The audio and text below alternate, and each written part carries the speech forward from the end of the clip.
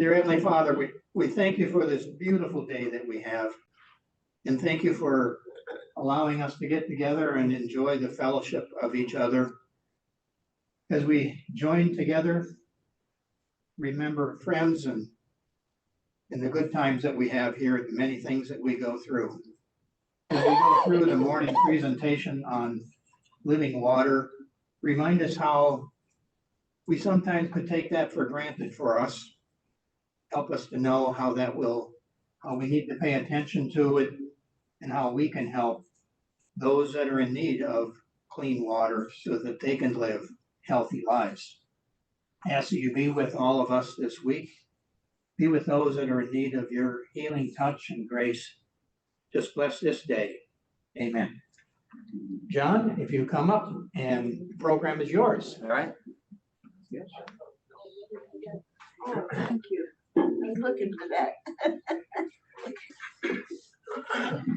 Great. Well, thank you very much for the invitation to be with you guys. Dave, Ted, I like to frame my proclivity to show up for a meal in more spiritual terms, that I have the spiritual gift of receiving hospitality.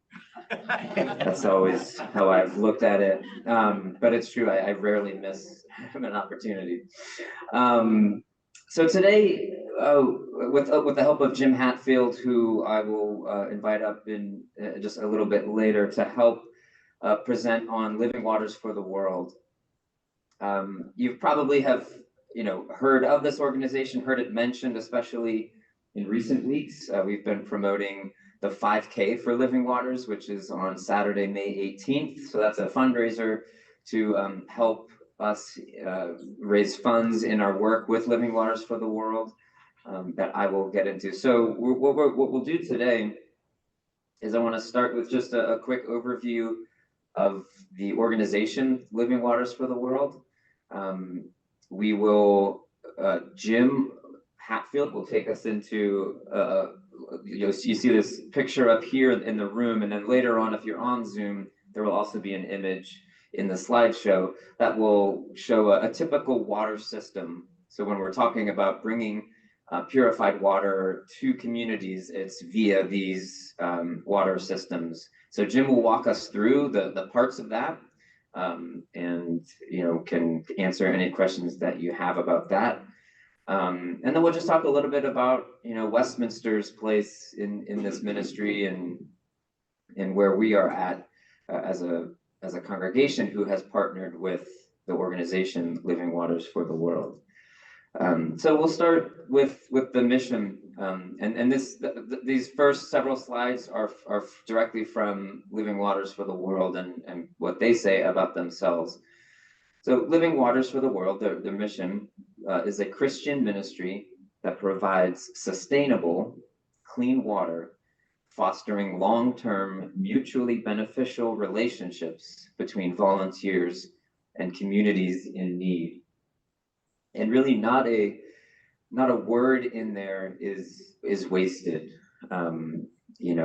It's still Christian ministry, very much at the core of who they are. You'll see in a moment as we talk about the history that it grew out of the vision of first kind of one seminary student, eventual pastor, but then as it grew and spread, it was housed within a presbytery of the PCUSA and has expanded from there.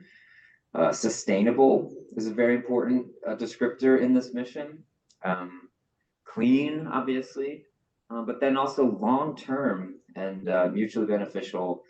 And then lastly, relationships, I think, is a very key word. So, in any mission statement, right, you don't waste any words, and every word you do include needs to be adding something and saying something about who you are, and that is the case here. What Living Waters does, so they say, we teach people to become trainers. And that's kind of a key ingredient in their motto. To build, operate, and maintain systems to deliver clean, sustainable water to communities in need. All right, so that just kind of fleshes out the mission statement a little bit. And we invite you to join us in our mission. and the why behind the organization Living Waters for the World, and something that we will hear, you will hear very often if you are around Living Waters staff or volunteers, and that is the fact that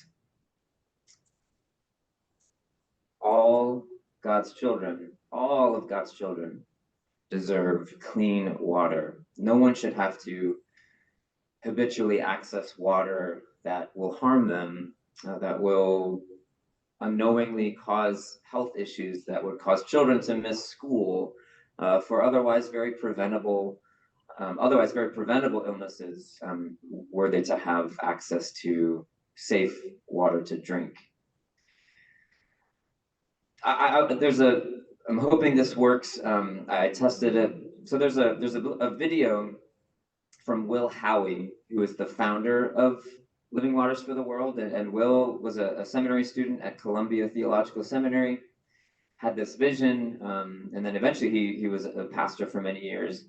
And I find him talking about the history of the organization much more compelling than me. And this was a video that was done by the organization in celebration of reaching the milestone of having their 1,000th water system. So what I'll do, I'm gonna probably put the mic a little bit closer to the TV just to make sure you can hear it.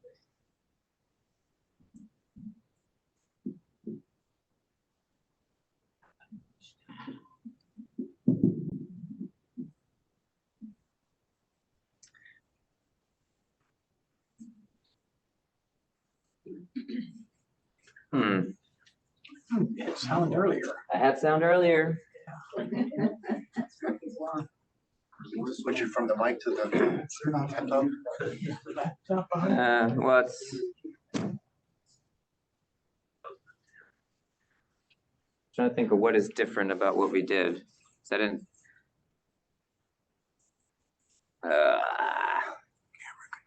Yeah, I mean, we didn't change any settings. And volume's way up and volume's on. All right, let's just try it again, and if not, we'll just skip the video.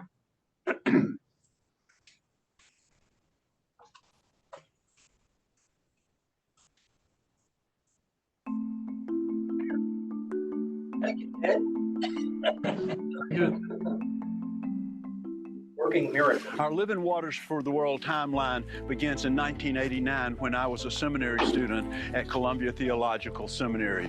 It was during a break between classes that the idea came as I was sitting meditating on the reality of stuff in the world and the Presbyterian Today's issue, is that there was a brief article about a mother and a child talking of the worldwide crisis of contaminated water.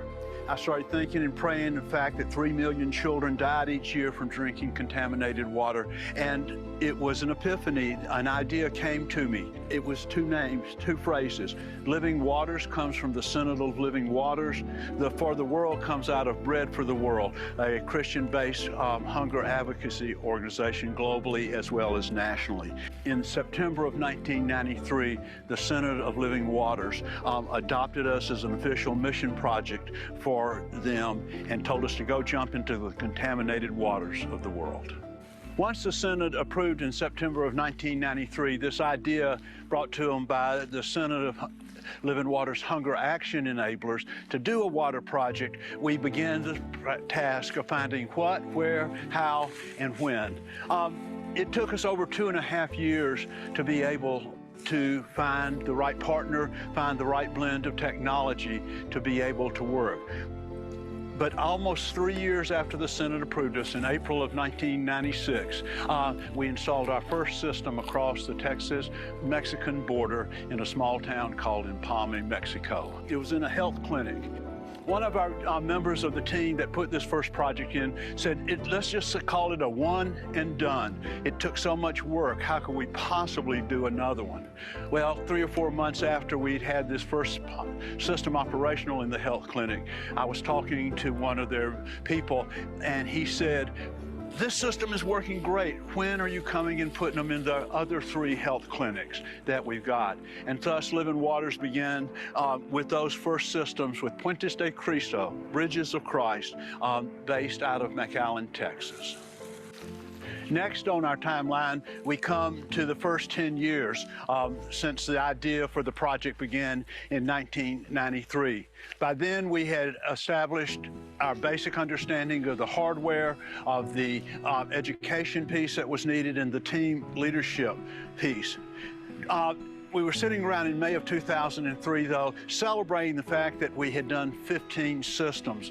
But there was also a lamentation there as well, because we realized that in 10 years we had done 1.5 systems for each year. Nice. But what good was it doing as we came face to face with the seriousness of the water crisis in the world? And at that moment, David Snellgrove, the Senate exec, Steve Young was there as the new part-time administrator, and I were talking. David hit the side of his head up and said, "We're doing it all wrong. We need to train and equip other people to do it." And at that moment, the idea of Clean Water U was born. From May of 2003 to our first session in March of 2004, we developed and pulled together all the necessary pieces for a training school to take place at Camp Hopewell outside of Oxford, Mississippi. And in that March of 2004, our first session was held with 34 attendants. And from that day, the whole status and the work of Living Waters for the World changed. The story of Living Waters for the World gets really interesting. In 2004, we had 2 Clean Water U sessions with a total of about 70 students altogether. That year, where we had done at our best 4 systems per year, in 2004, 11 systems were installed by our partners. The next year in 2005, we had 3 Clean Water U's and 25 systems were installed. The next year, 37. We discovered, however, in 2005 that in Guatemala and in the Yucatan of Mexico, one person trying to coordinate the work of a growing number of clean water systems was impossible. And at that moment, we formed network coordinating teams to guide our work in all the countries where there was a significant number of systems. At this moment, there are 11 networks that Living Waters has. So for you who are working with networks, our question down here at the bottom, how have networks been a support to you? If you're working there, you can realize how vitally important they are. And at the end of 2005, we had 56 water systems installed. The journey going into Living Waters for the World has been absolutely fascinating, replete with incredible relationships that are developed between the U.S. partners going in and working with their brothers and sisters who become family by the end of a process that brings clean water. Here we have a picture of in 2007, a team from Kentucky went into the Yucatan Peninsula, and there they met Obed, who was a healthy-looking young man, but his parents told him that he had chronic malnourishment and gastrointestinal illnesses, and they were so excited to be able to think that their son would be able to drink clean water. And by 2007, our partners had installed 157 systems. So it is very important to realize that countless children are now being served by clean water through the many systems that are working in the world. The Lord began blessing the project in spectacular ways when the number of initiating partners continued to increase. In 2008, we received the Presbyterian Women's Birthday Offering, and we were also the front cover article in the Presbyterian Today. This helped broaden our exposure into a national audience of Presbyterians. Clean Water U continued to receive many students coming in to learn the art and the science of clean water. In 2016, that team from Transylvania Presbytery had returned to Campeche, Mexico to visit with their partners. And imagine their surprise when they discovered Obed, now 14 years old, 9 years later, a strong and healthy teenager who has been drinking clean water all of his life. Think of the countless thousands and tens of thousands of children that are now drinking clean water and having their lives changed by good health. Clean water is medicine. Here we are at Camp Hopewell in 2019. Amazing things have continued to happen as our partners internationally and nationally go out into the world to bring clean water to people in need, becoming partners, going side by side, working with, not for them. We now have a broad, expansive in-country network of systems with in-country staff. Our network coordinating teams here, our volunteers are the lifeblood of Living Waters for the World. And we are here today celebrating the reality that at this moment, over 1,000 clean water systems have been installed in the world by our partners. Who would have thought 23 years ago, when that first laboriously installed first system came about, that here 23 years later, 1,000 systems. If you don't believe that miracles exist, believe it now, because this is not our doing, but our partners, our water family throughout the world, because Jesus Christ is living water for our bodies and our souls. What a gratifying and humbling reality it has become to think that the Lord has used us to bring 1,000 clean water systems into the world. Well, guess what? God is not through with us yet. As we celebrate and rejoice in the first 1,000, may the Lord call us to a vision and a dream of working toward the next 1,000 systems so that more and more of God's children may have clean water to drink. Thank you, all of you, for the many various and widespread ways that you have supported Living Waters for the World. Let us as a water family, brothers and sisters in Christ, go together bringing good news and clean water into the world.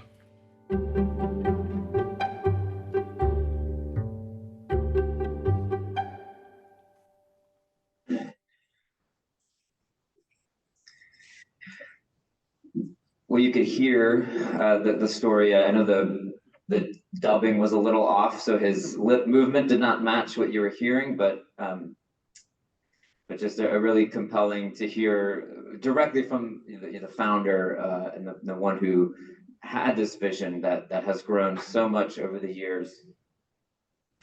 So just to follow up on a couple of things, yeah, thank you, Ted. Follow up on a couple of things that were in there, and a couple of things that he mentioned quickly. They mentioned that early on in the process, they realized if they continued at the current pace, it was about 1.5 systems per year that they were able to do. And so then the moment that kind of changed everything was when they said, we need to train and equip others to do this, and for others to be sent out into the world to do this. And so that was the birth of what is called Clean Water University, or abbreviated CWU. And so what will happen is, and this is what we have done a few times, is we will send volunteers. So Jim is one who went to a Clean Water University a few years back. And you are trained in one of 3 areas. There is CWU 101, which is partnership development, field survey, team leadership, kind of like a project management type of role. 102 is health, hygiene, and spiritual education. So you will spend that week walking through a curriculum that Living Waters has developed that then you would take into a community that we would work with. And you would work with folks in that community who would then take that same material and then become the teacher. So it's, one of the earlier slides said that we teach others, or we equip others to teach others. So it's like you teach the teachers who will then pass on that education. 103 is the water system installation, operation, and maintenance. So kind of the more engineering type mind. So yeah, you spend a week with folks from all over the country and all over the world, learning how to take these 3 aspects of the project into a community in the future. And it's a really incredible week.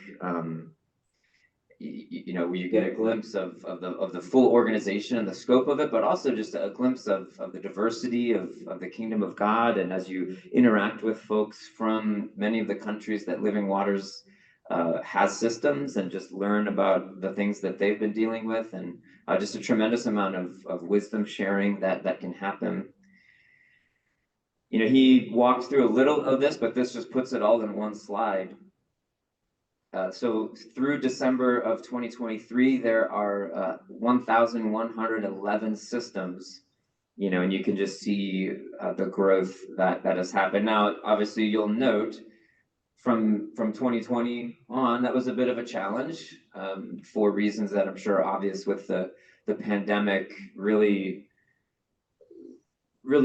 causing, you know, a lot of things to slow down, but also, you know, particularly in a ministry that up until that point had involved teams of volunteers traveling by plane to these communities. You know, so the model definitely had to change, and so it's taken a little bit of time to you know, for that to pick back up again.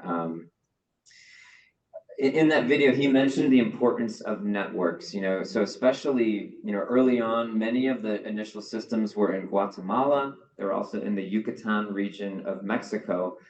And as more and more systems were going in, they realized that it was far too cumbersome for example, you know, one person to keep tabs on all of these different systems and the needs that they might have. And this is way before it was easy to, you know, message people internationally. You're sending a quick text message, or there's other applications on your phone that you can quickly reach anybody in the world. So they realized the importance early on of establishing networks for each country. And so the networks become a network of, in many cases, staff of Living Waters that are folks that live in the countries themselves, but also a team of volunteers who have committed to work in a particular country form a network coordinating team. And so they will have often, you know, monthly meetings where they will, you know, just get up to date on just what's happening in that country. So I sit on a call every month for the Honduras network, you know, where we hear from the Living Water staff who live in Honduras about just different things going on, things to be aware of. The other thing, the really neat thing that has come out of these networks is the staff and then also some of the Living Waters staff from the States will put on these conferences in the individual countries where folks from the communities that have systems will gather, many times, you know, 100 plus people for a couple of days of training, further equipping, again, just networking with other people who might be experiencing similar challenges, and they find out, well, how have you dealt with this issue in your community? And oh, that's a great idea. So Guatemala, the Yucatan were some of the earliest networks. From there, you can see networks were formed in some other countries, you know, a lot of Central America, but then you know, Cuba and Haiti, Dominican Republic, as well as Peru is an existing network, and even Ghana on the continent of Africa. There are over 1,100 water partnerships. 80% of them are in an existing network, and it just, you know, time and time again, it shows that it really helps the probability that a community and a system will be sustainable if they exist in a network where they're going to have easily accessible support that they might need. These are all of the countries where there are Living Waters partnerships.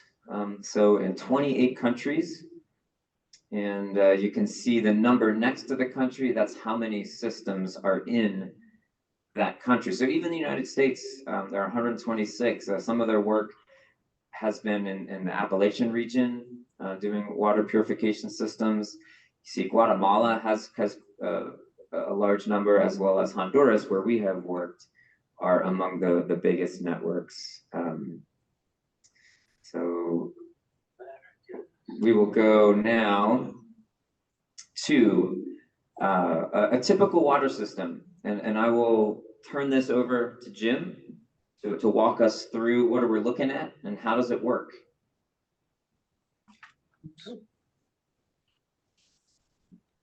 Thanks, John. So I'm gonna work from this photo. Can you trace a cursor along that? I don't know. Well, if it works, great. If not, so be it.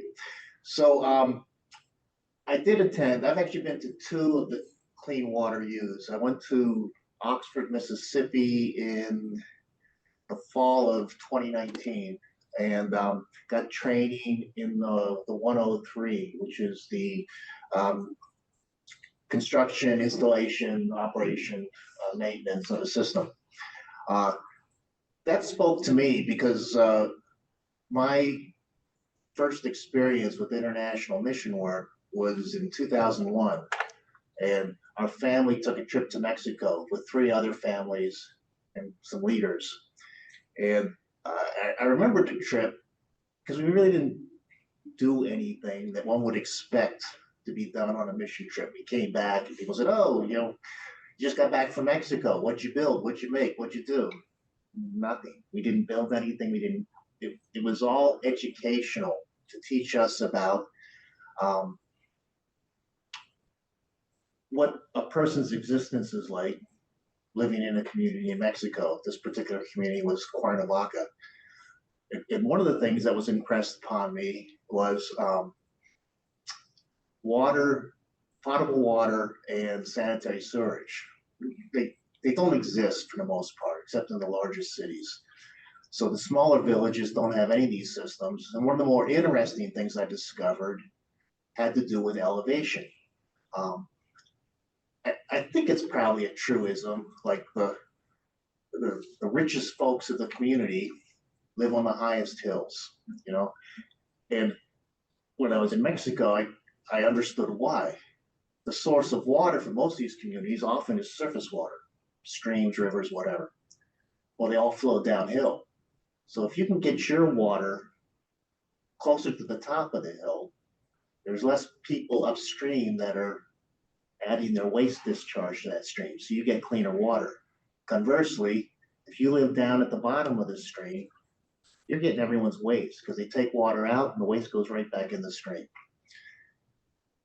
As a civil engineer, it spoke to me professionally. I understood, it's such a basic concept that if those, water and or sewer, if those can be addressed, it can make a huge difference in people's lives. So that's what first spoke to me 20 years ago.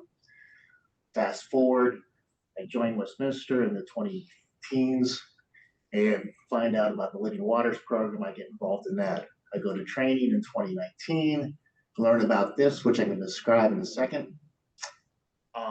And I did another online training for the education program during COVID. And John may speak to this later, but the education program, the Living Waters organization, learned the importance of an education program. For the system to be sustainable and usable long-term, which was in the mission statement,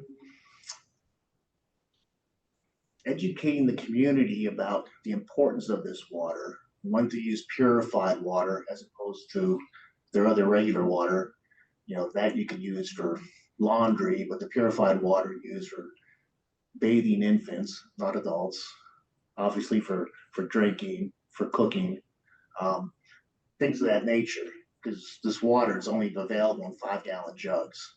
So it's a bit tedious to transport it. So you educate them about using it for specific purposes, educate them about the microorganisms in the unpurified water and how it adversely affects their health, their children's health. And then having an education team in the community that keeps hammering home those important points. And where the education communities have been strong, our limited experience has been that those are where the communities have been most sustainable. So enough about that. So let me tell you a little bit about the system. They have 3 basic systems for purifying water. The 2 simplest are they add ozone to sanitize the water, and the other one they use UV light.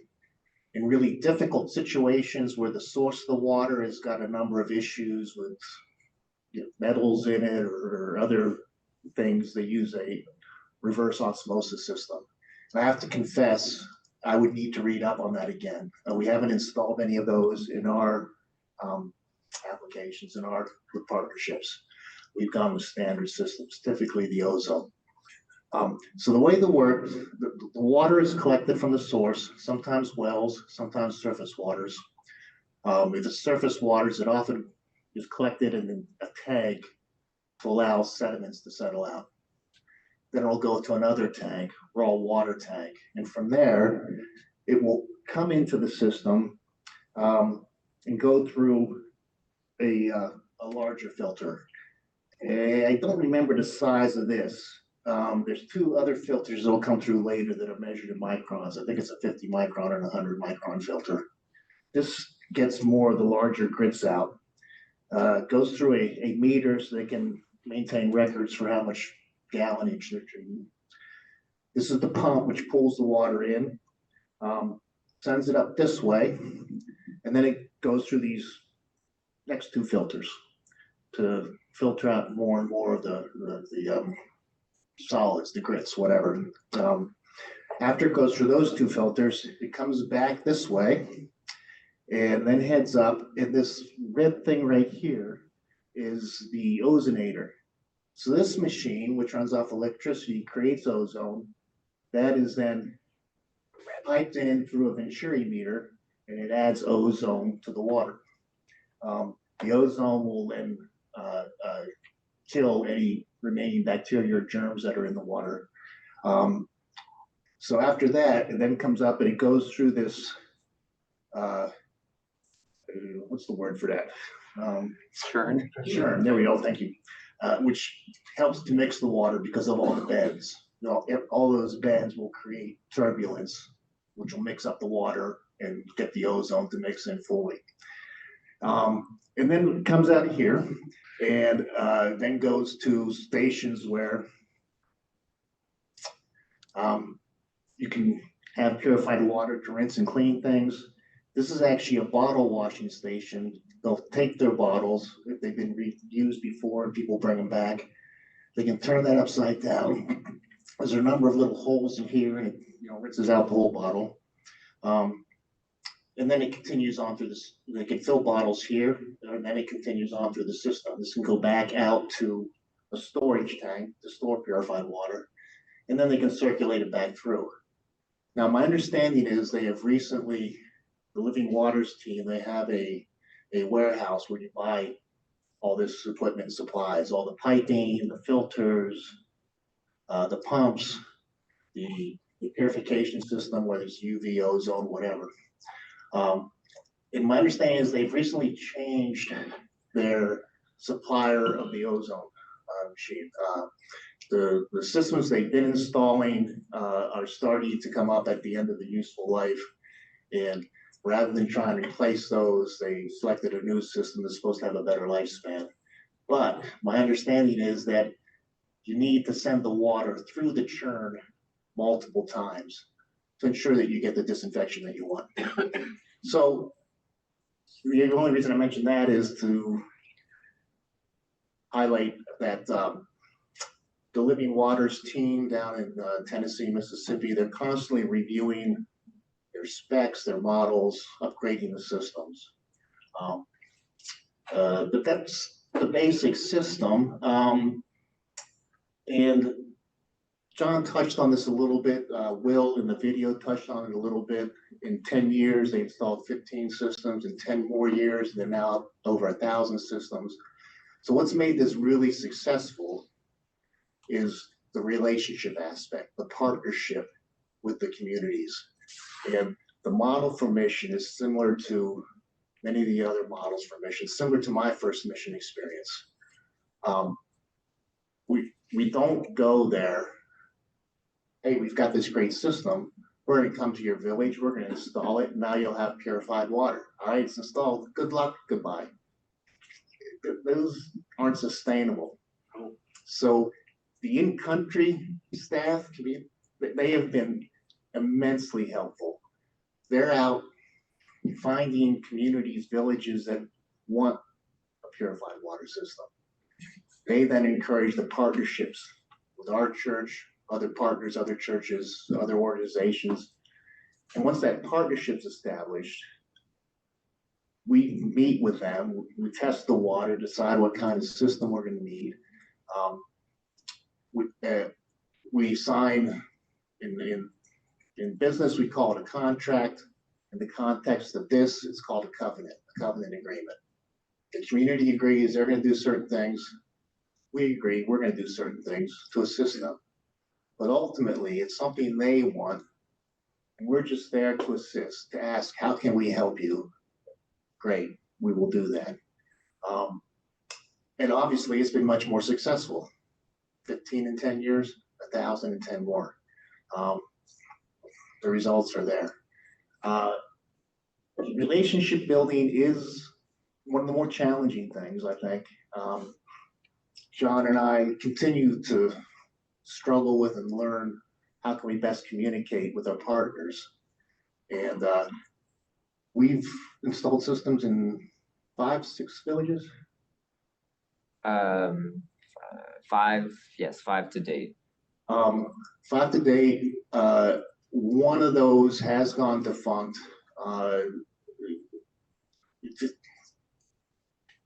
Learning, it was one of the early ones we worked on. The communication didn't work, and one of the things I learned at the first Clean Water U I went to, one of the other attendants mentioned that when you're going to these countries in Central America, whatever, there's a long history of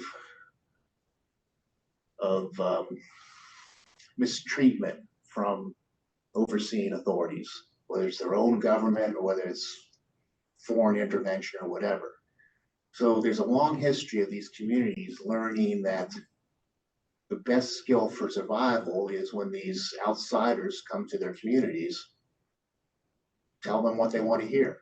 Eventually they'll leave, then we can go back to do what we want to do. So I understand, that makes sense, I understand that. So one of the real challenges is to break down that barrier as we develop a relationship with the community, with one of our operating partners, and develop trust, so that when we're asking questions, they won't tell us what they think we want to hear. We'll just tell us what's going on, and we won't judge. And then we'll go from there. And that's something we continue to work on. I mean, when I describe this system, this is all sort of my bread and butter, my engineering background. But what I've been finding most fascinating about this work is the human equation, trying to make the connections, trying to develop relationship. John and I will be taking a trip first week of June, 2 purposes. We're going to visit 2 communities where systems have been installed. Those are called sustainability visits. The typical model is an initiating partner like Westminster will, with the help of the network, have identified a community. So first we visit the community, get to know one another a bit, sign the covenant agreement, and we make pledges to one another. We're going to do certain things to advance the project. There may also be some initial water testing and other science stuff to help make decisions about the system. A second trip would be for the installation. That tends to be a week plus. Usually about a week, yeah.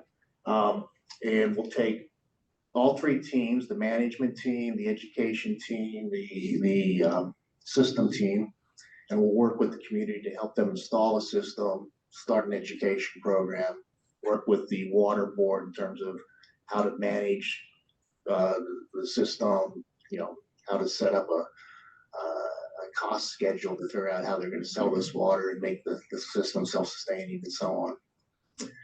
And then there'll be at least a 3rd, if not a 4th visit after the system's installed. Those are called sustainability visits. And it's really just to maintain the human relationship and then find out how things are going. You know, are they having any difficulties?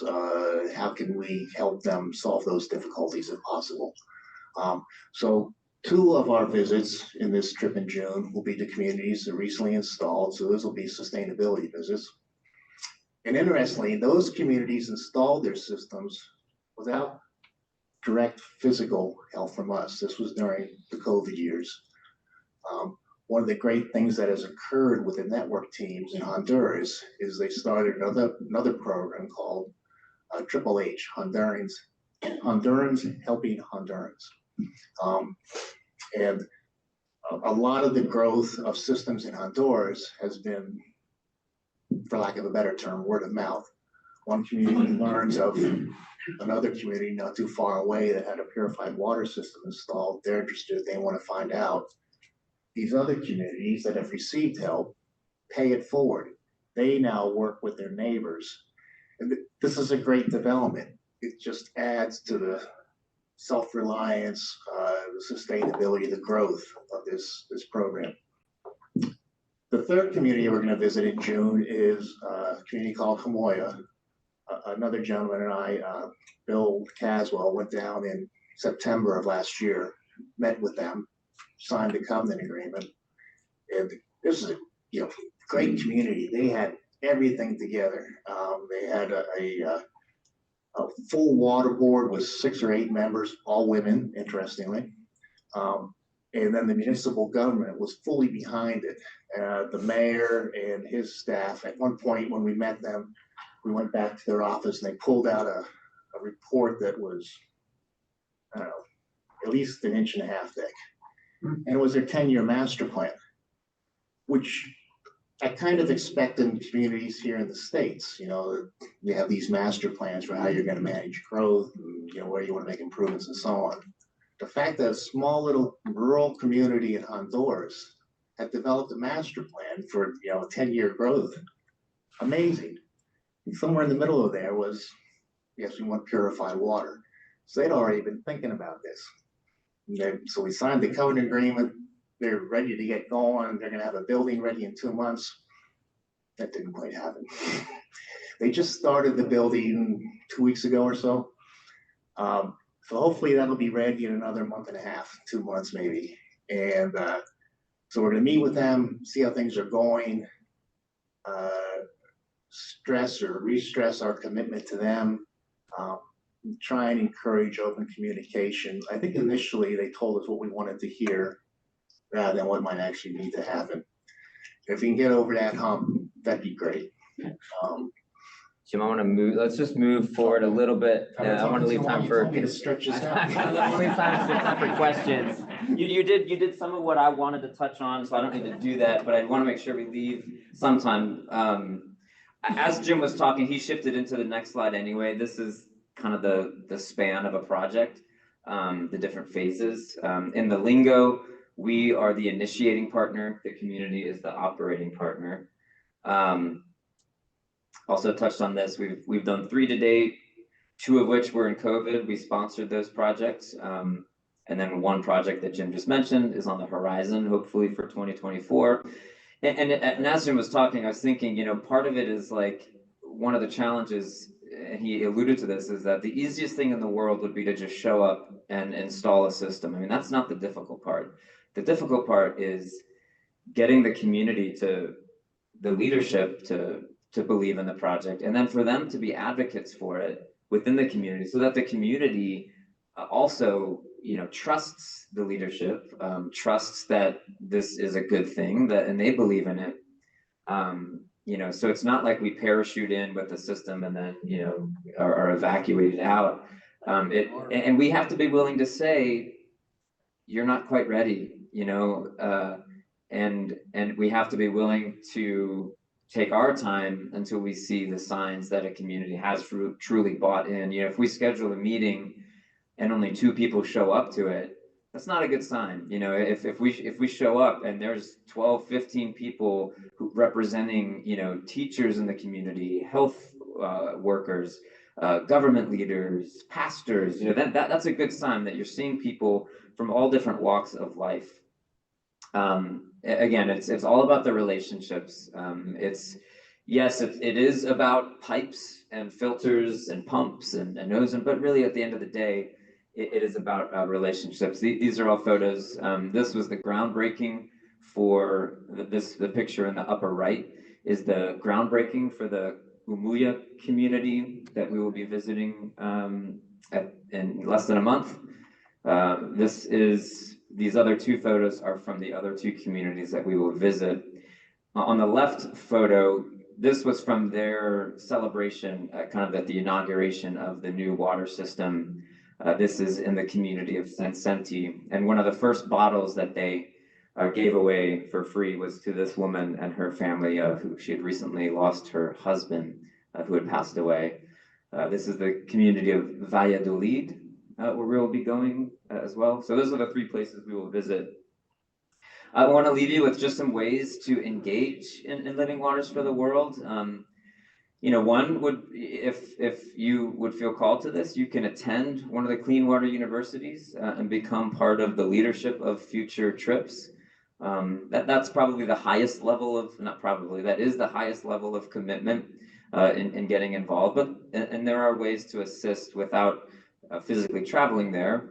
Right now, as I mentioned, we have the 5K for Living Waters that is happening. I know many of you have either registered or have supported us, so very grateful for your support. I have some flyers and postcards over at that table about the 5K specifically. You can also do what's called become a cup bearer, and this is a way of directly supporting the organization. You'll see a display over at that table with some coffee mugs and a little flyer inside, and you can become a cup bearer, which is just a sustainable support program that Living Waters does, for whatever it might be, $10 a month, $5 a month, and you can read about that over there as well. These are just the Living Waters 5K slides. There are also 2 Dine and Donate events next week. So Wednesday, May 15th at the PJ Willahans in Downingtown from 5 to 9.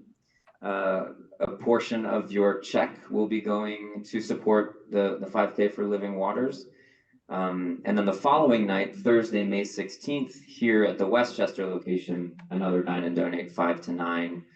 There are physical flyers available over there. I know at least, I can't remember if it was one of the locations said they also honor word of mouth if you happen to forget the flyer. I think if you say we're here for, Westminster Presbyterian Church, 5K for Living Waters, Dine and Donate, I'm assuming they would honor that, but I do have flyers if you would like those. So I would want to leave some time if you have any questions about anything that we covered. I think I saw some hands when Jim was talking about the system itself, and either I or Jim can field. But Dave, do you have a question?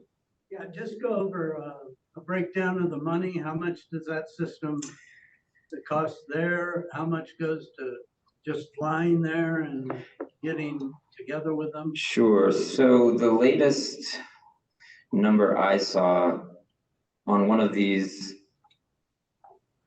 stand-up systems is the base installation cost is, for standard systems, $3,300 to $3,500.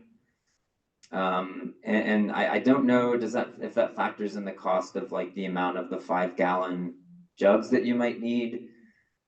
Usually we try, when we do a new system, we try to leave them with 100, maybe more, but Yeah, I don't know that either, but it includes the supply of 5-gallon jugs for their delivery system. It definitely includes all the stuff you see on the slide or in the picture. I believe it also includes a number of the raw water tank, the clean water tank, if you need a settlement tank. It may be if you need an additional settlement tank, that's going to be another couple $100. But the whole thing in place, probably under $4,000 for standard system. The reverse osmosis systems, which again, we don't have experience with that, but I do know those are more expensive, but I couldn't tell you how much. And then the other cost you asked about, Dave, the flights down and so on, they tend to be, I just purchased tickets for another trip with another organization. It was $890. I waited a month. It came down to $800. I don't think it'll get much lower, is my knowledge of buying airplane tickets. So round trip, $800 plus or minus. And then once you're down there, you have meal charges, hotel charges. Those there's some amount of money, but it's relatively nominal. A couple $100 for a week easily will cover you because everything's so much less expensive down there. Yeah, and when we are there, we compensate the living water staff that hosts, that picks us up from the airport, drives us, spends basically day and night with us as well. So we compensate them for their time, for the use of their vehicles. We pay for gas, all that kind of stuff. I mean, a trip like Jim and I are doing, we're not doing any installation. We're traveling there. It's I think our flights, we're under $700 this time around, plus the lodging. It should come in around like 2,500-ish, give or take. And a lot of times on these, we might find out like that a filter has broken. Now, in many cases, like a community, one of the things they need to do is develop a system management plan or like a business plan. So part of that early process, part of this process in the development is developing plans, like how are you going to price your water? How are you going to price water so that you'll be able to cover the cost of the maintenance that needs to happen? And the maintenance is not extraordinary. Now, there might be some unforeseen thing that might happen, but generally it's, they can make a small profit in order to be sustainable, and that's the goal. And they can also pay the operators of the system, they can pay them a wage. And because one of the things that I heard very clear at Clean Water University when I went is that some communities maybe earlier on thought, let's just make the water free and we'll give it to the community. But what they found in many places was that the perception that creates in the community is that the water has no value.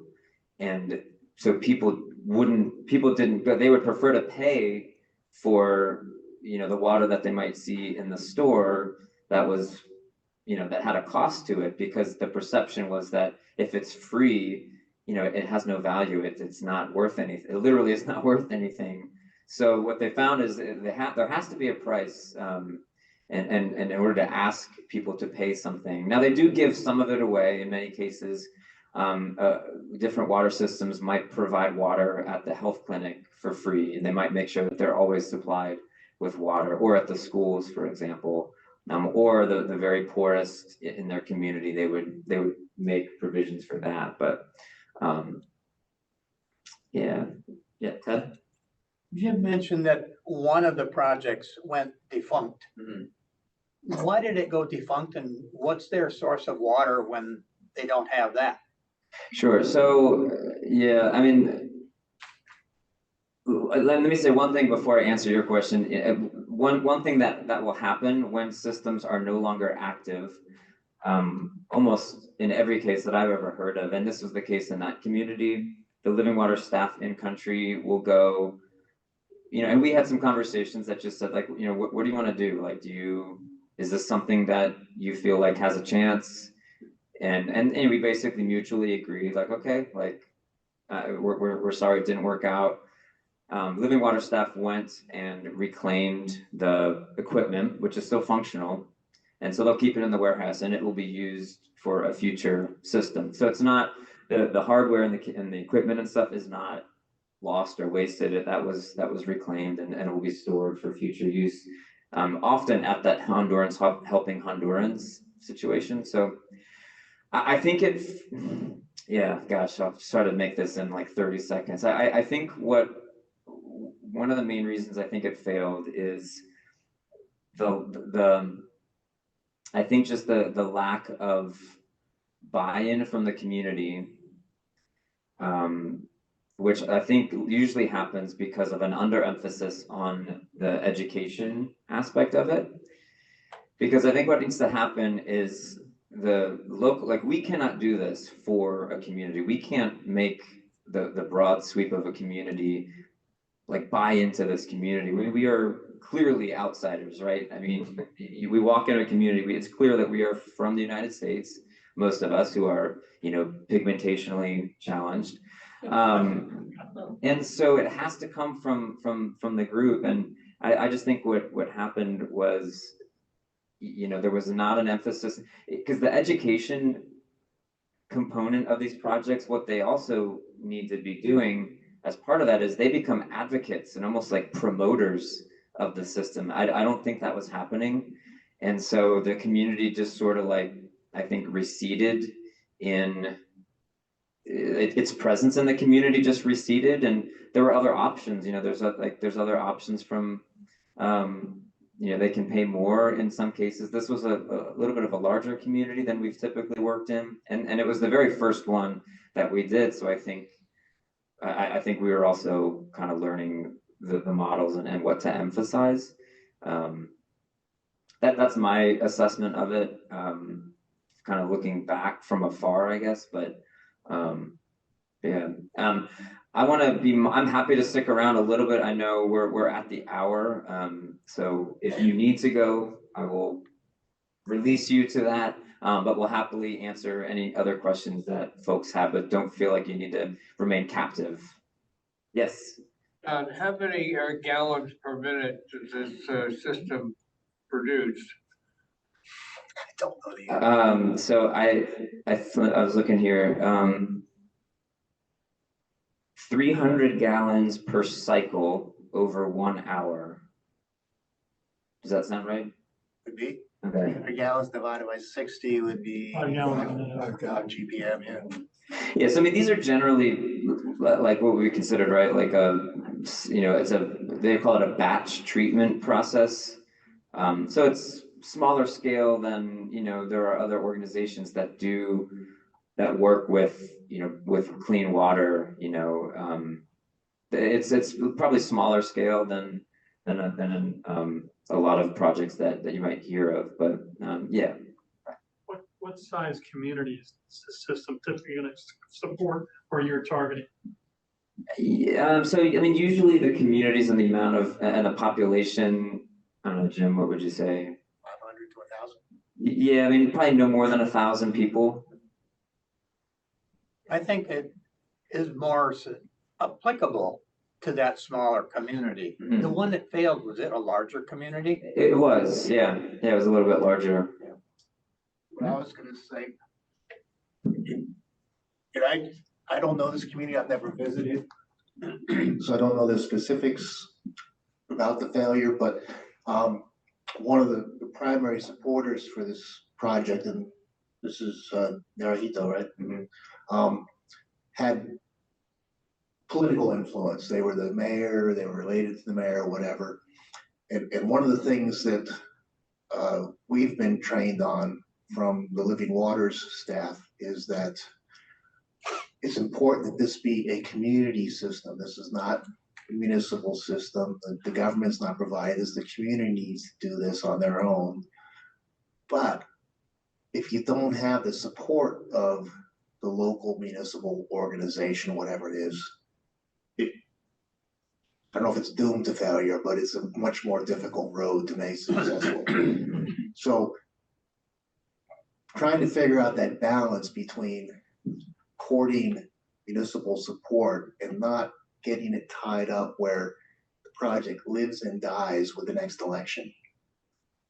You know, that's something we're still sort of trying to figure out. And I think another aspect too in that particular system is the communication had kind of, you know, was almost non-existent after a certain time. Now some of that was we had. So I think what we've learned from that, I think, is really emphasizing earlier on and just developing better habits of communication. So like before a system ever goes in, you know, in this phase, from the first time we meet them to when we're just talking about the plan, is establishing a pattern of like weekly check-ins.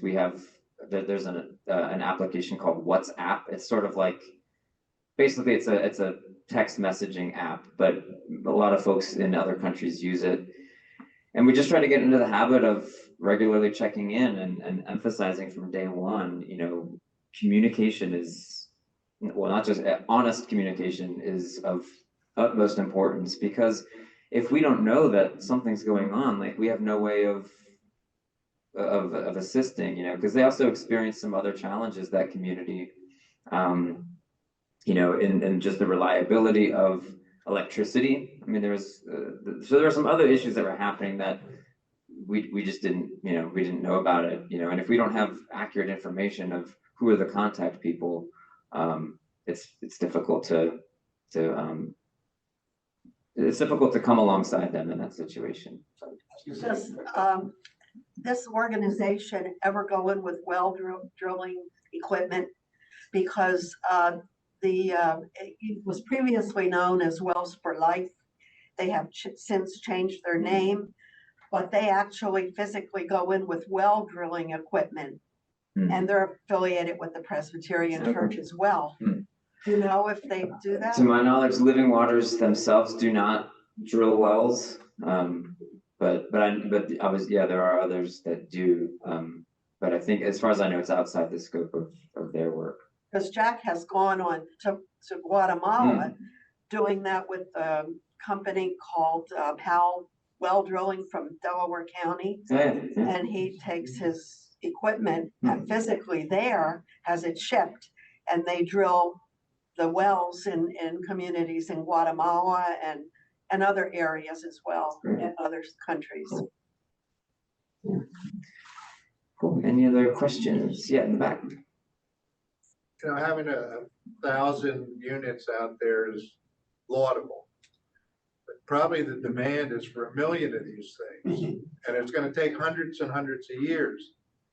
Isn't there some way that the group could change its focus to set up local entrepreneurs that would be selling these things in the community, where you could explode the growth by creating jobs and businesses and stuff on the ground, rather than flying down from the United States and all the rest? That's the only way to explode this, is to have local businesses promoting this in the countries where they need this thing. Isn't that what HHH's model is trying to do? I think to some extent, yeah. I hear what you're saying, and that can often be the frustrating thing. It's like, it can feel very slow. And the only thing I can say to that is, it's hard to, I don't know, it's hard, like the kind of change you're talking about is just hard to actually implement, that would like immediately have that kind of exponential impact. Until it's done, these countries are going to be mired in poverty forever. Right. In spite of our best efforts to help them. This isn't an answer to your question, but one of the more fascinating dynamics that I've been observing in my limited time of doing this is the interplay between Living Waters and where they want to work with communities to install purified water systems, and Coca-Cola, Pepsi-Cola, whoever is producing water and selling it. If there is, an economic aspect here that Living Waters is aware of, and it's part of the reason the education program is so important, because these systems are threatening sales for water producers. I don't think it's reached a point yet where it's become very an animosity type situation between these two business models. But I think it's going to be, one of the great future business wars, not only in Central America where Living Waters, but across the globe. As potable water becomes more scarce and we become more reliant on corporations to provide potable water, it's going to be fascinating how this shakes out. But again, that's not an answer to your question, but to set up this model as a business opportunity in Honduras, we'll say, they're going to have to figure out how to coexist with commercial suppliers. And it's beyond my pay grade at this point. I don't know how that gets resolved. All right, well, thank you very much. And happy to stick around, and like I said, there are some things over at that table if you'd like to take a look. But yeah, thank you for your time and enjoy this beautiful day. Hopefully we have a day like this on the 18th.